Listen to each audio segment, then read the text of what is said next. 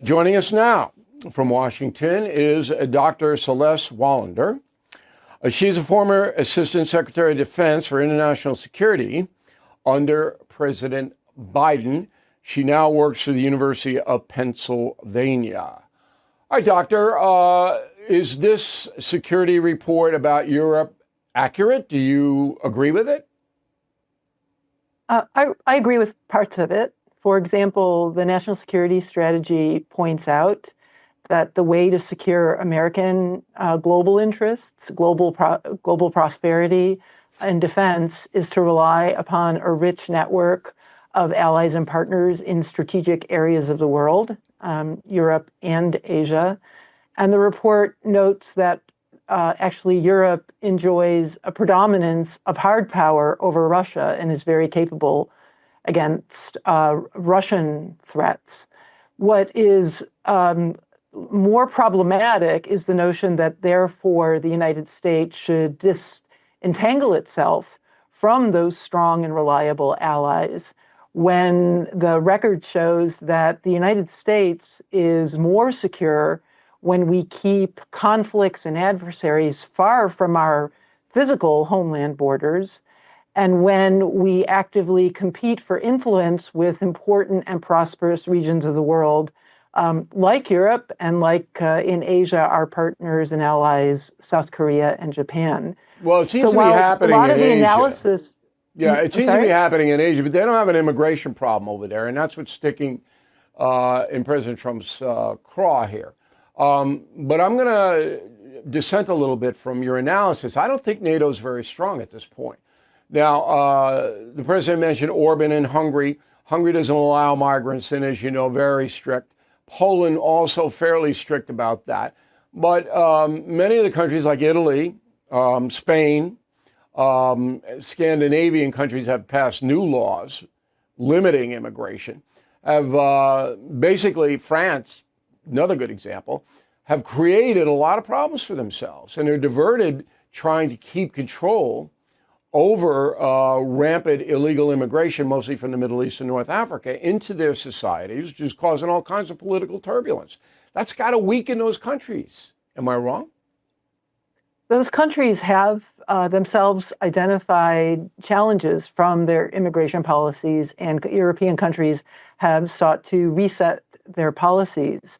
But some of the countries you mentioned, Italy and Spain, for example, have substantial growth. They're some of the largest economies in Europe. And in fact, it is the case that in terms of their internal politics, the leaderships have been held accountable for concerns that their populations had sometimes, for migration not Spain, policies. No, not Spain. Spain is the worst. They don't even contribute hardly anything to NATO, and they're the country that contributes least. But what I'm trying to get across is that I don't believe that Europe could stand up to Putin on its own. That it absolutely has to have American backing, American money, American weaponry, American will.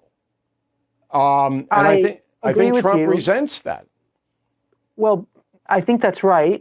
You're exactly right that it is not the case that Europe alone could defeat a Russian conventional attack, let alone a nuclear war, because Europe does not have of course not. The kind of nuclear arsenal that the United States does. So I agree with you. And more to the point, Bill, Russia agrees with you. The analysis of the Kremlin in Russian military doctrine is that in a war in Europe, they would win a quick war. They would win a fast war because Europe does not have enough capability to sustain a long war. That's what they would count on if they attack Europe. But if you put the United States in the mix as a NATO ally, Russia is completely deterred. You see that every day. If Russia wants to stop the West from helping Ukraine, all it has to do is invade Europe. But Putin has been deterred from invading Europe because he knows that because of NATO and because of the United States, a war against NATO would be a long war. We have the global reach. And they lose. We have the logistics. And Putin would lose that war. He would absolutely lose that war. So I got a final question for you. President Trump, as you know, and individuals can make up their mind on this, has said maybe 5 million times that if he were president, Putin never would have invaded Ukraine. Now, you can't say yes or no, but that's the president's posture. And believe me, he believes it. When Putin did go into Ukraine, you were with the Biden administration in the foreign policy area. What was the thinking there in the White House? Was there a strategy to confront Putin? Did you think he was going to lose? What were you guys thinking back then? So Putin wanted that war to be rhetorically a war of Russia against the United States, to slap us down for our strong alliances in Europe. But rhetorically is not reality.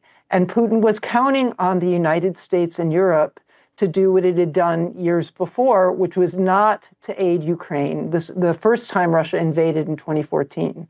Yeah, Crimea. So he was counting on having that quick war, only the quick war against Ukraine, and we would be paralyzed. But instead, what we did from day one was surge military capabilities and defense and training to Ukraine, and the Ukrainian military, against all odds and expectations, including Putin's expectations, fought off those initial months of the attack. It was Ukrainian courage and bravery, but it was Western security assistance, advice, and training that defeated Putin's war plan in 2022. Why didn't President Biden engage Putin more directly?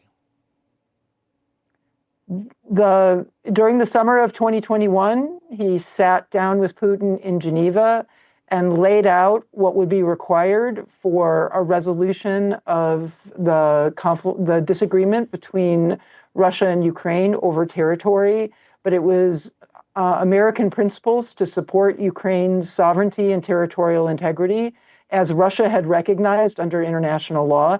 And that's not what Putin wanted. Putin demanded a revision of borders in Europe. But did you guys think that Putin was going to get tired of this? Because Trump underestimated Putin in the sense that he thought he could, convince Putin to stop. But if you read my book, Confronting Evil, and I had to actually hand it to the president on 9/11, you got to read this chapter because Putin's got a lot worse than when Trump was in the office the first time around. But did you guys in the Biden administration think that Putin was going to stop at any point, or was this going to go on forever? But we didn't think Putin was going to stop. We thought he had to be stopped.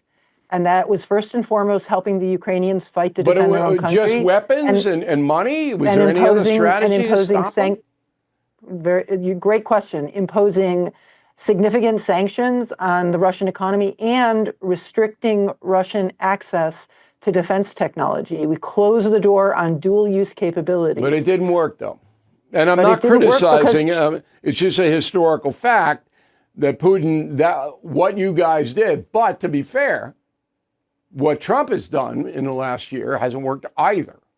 And now, I'm a hawk on this. I think I'd stop all flights in and out of Moscow.